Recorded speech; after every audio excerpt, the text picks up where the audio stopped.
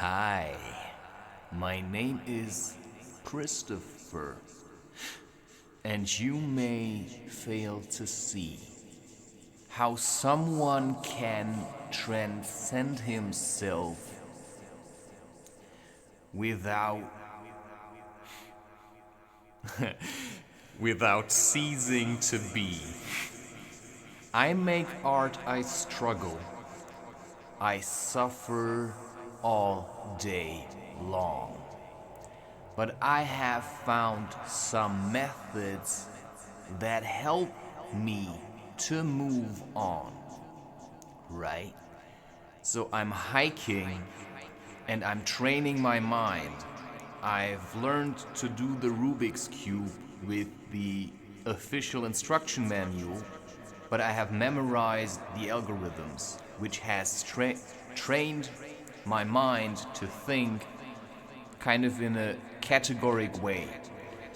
And just like the algorithms of the Rubik's Cube are designed to, well, what do? You have a specific problem and it looks a certain way, and then you use a certain algorithm to keep moving on. And this is what yoga is, but yoga is 70% happening in your mind.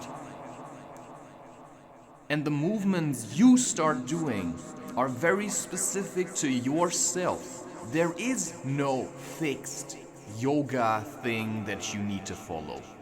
Your yoga is your path. If you pay for yoga lessons, then you're lost. And then you're following lost people. Yoga cannot be paid for. Yoga is the path of suffering.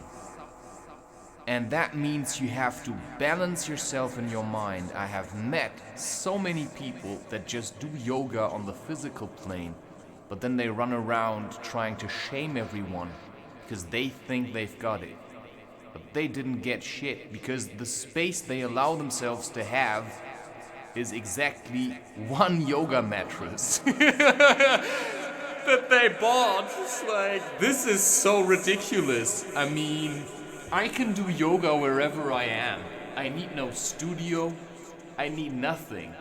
All I need is the intent to actually live and to feel and to be present. And then I just do what I feel like doing. And then I need no teacher to tell me what I'm supposed to do. Right? So if you'd come to me and you'd say, Christopher, please teach me. I teach you to make your own choices. I would teach you to just make a choice, right? Go left, go right, go back, go forwards. You know, that's your decision. Sometimes I have to go back to look at my childhood.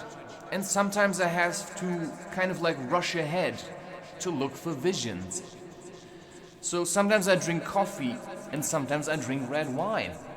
And sometimes I use cardamom, and sometimes I use nutmeg, and sometimes I use, sometimes I use certain methods, and then I've got days when I cannot do them. But if you cling to, I have to do this every day, you don't have to do anything. Freedom of choice. There is no method that you have to do every day. So an inquisitive mind is what I am here to train. Right? To be like a child. I don't tell you what to do. I'm just telling you to do what you feel like doing. But for that you have to take the time, sit with yourself, focus on yourself, and ask yourself where you are clinging. And then any method that presents itself to you is your homework. I cannot do your homework because I have no interest in it. I have interest in my homework, to move on into my future, and you move on into your future. So if you'd copy my movements, it would probably do nothing for you, because you're not in the same space, you're not in the same circumstances. You are you, and your mind is yours. to clean out and fill with whatever you think should be in there.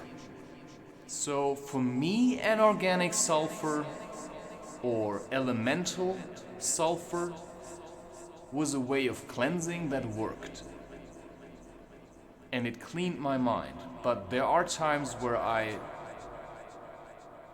needed it, and then there are times where I don't need it. And that's all I have to say in this video, just do your way.